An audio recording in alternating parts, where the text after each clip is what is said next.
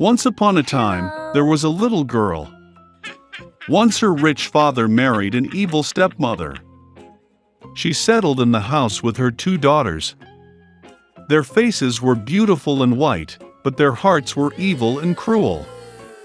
And then came a difficult time for the poor girl. From morning until late in the evening, they forced her to do dirty work, carry water, heat the stove, cook food, wash dishes, and do laundry. And besides, the half-sisters did their best to upset her as much as possible. They mocked her, poured peas and wheat into the ashes, and she had to sit and pick them out. In the evening, when she was tired of work, she had to go to bed not in bed, but on the floor, next to the stove. And because she was always in ash, dust, and dirty, the sisters called her Cinderella. But then it happened one day that the king started a feast, which was supposed to last for 3 whole days, and called all the beautiful girls of the country to the holiday so that his son could choose a bride for himself. When the 2 named sisters learned that they, too, could come to the feast, they instantly began to dress up and preen. Cinderella also wanted to go dancing, but her stepmother did not let her go, because she had no dress or shoes, and she was dirty. And then the evil stepmother poured a bowl of wheat into the ashes and said that if Cinderella collected it in 2 hours, then she could go with her sisters. Cinderella went out into the garden and cried. And then 2 white doves flew in, followed by a whole flock of different birds. They swooped down on the ash and began to peck, and so they chose all the grains in a bowl. In less than an hour, they finished their work, and everyone flew back. Cinderella brought a bowl to her stepmother, began to rejoice, thinking that she could go to the feast. But her stepmother would not let her in any way. She turned her back on Cinderella and hurried with her 2 daughters to the ball. When there was no one left at home, Cinderella sat down on the floor and cried with grief. And then 2 white doves flew in, followed by a whole flock of different birds, and they threw off their dress and shoes shiny and all in gold.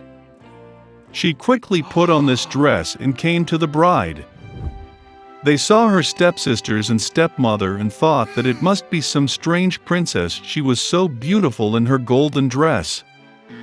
It never occurred to them that it was Cinderella.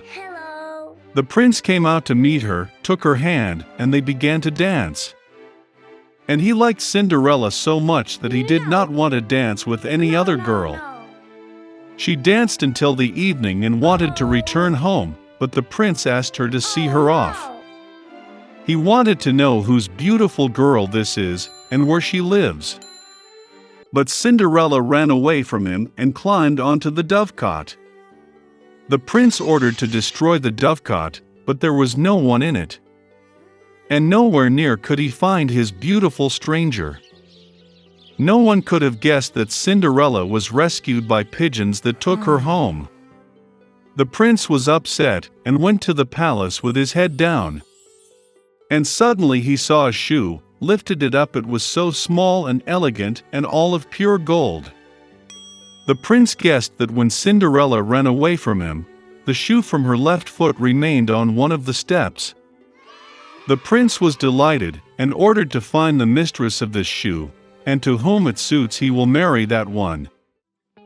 The parents returned from the ball. They saw that Cinderella was asleep in her shirt on ash, and a dim light was on by the stove. Both sisters went to their rooms, hoping that tomorrow they would be lucky enough to put on the golden slipper. The next day, the prince came to their house, and said that everyone who wants to try on the shoe of his future wife should come out. 2 sisters came out, and the stepmother locked Cinderella in the house and did not let her out.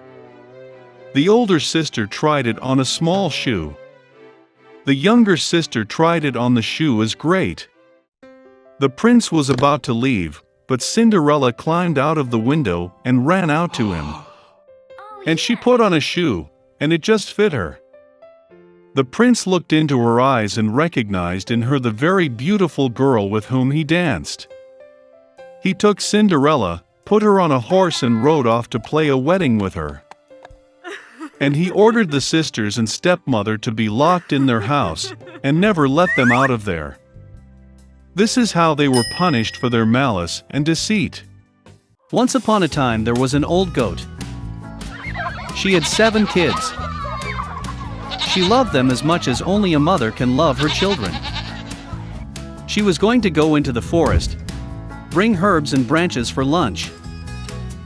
She called all her children and warned them to be afraid of the evil wolf. He often pretends, but you can immediately recognize him by his rude voice and black paws. The kids understood everything and assured their mother that they would be very careful. The old goat set off calmly. Little time has passed. Suddenly, someone knocked on the door and shouted in a rude voice that the kids should immediately open it.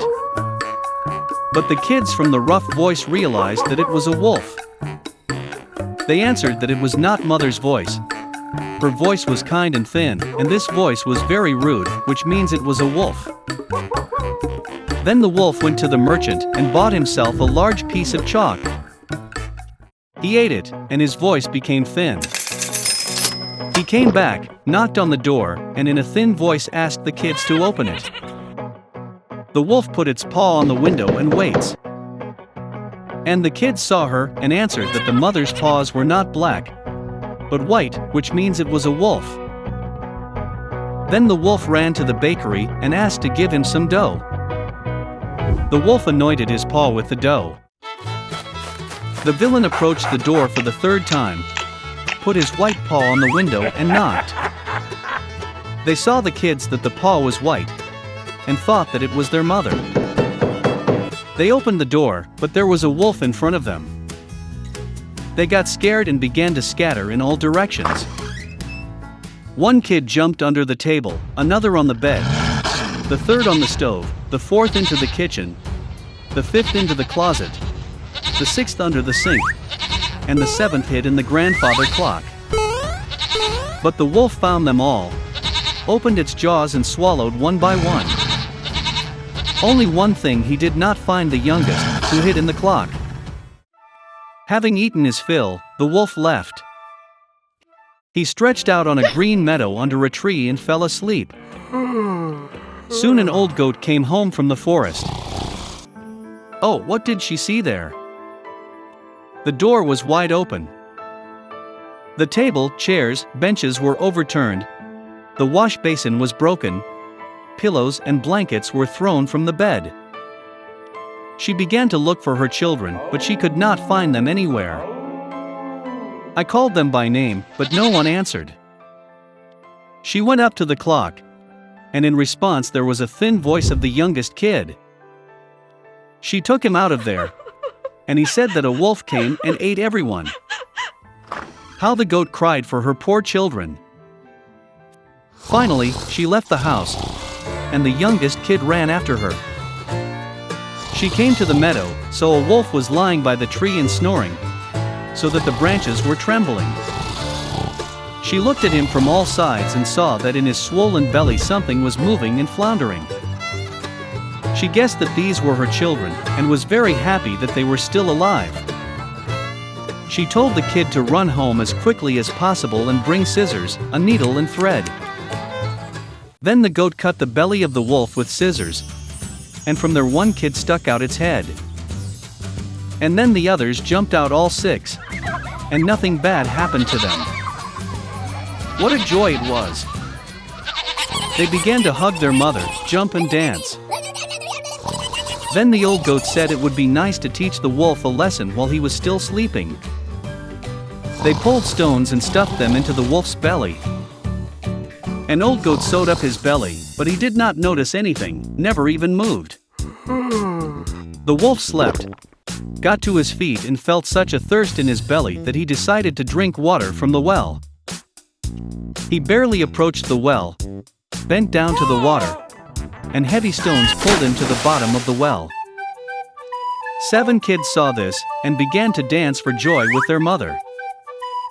That's how they taught the evil wolf a lesson.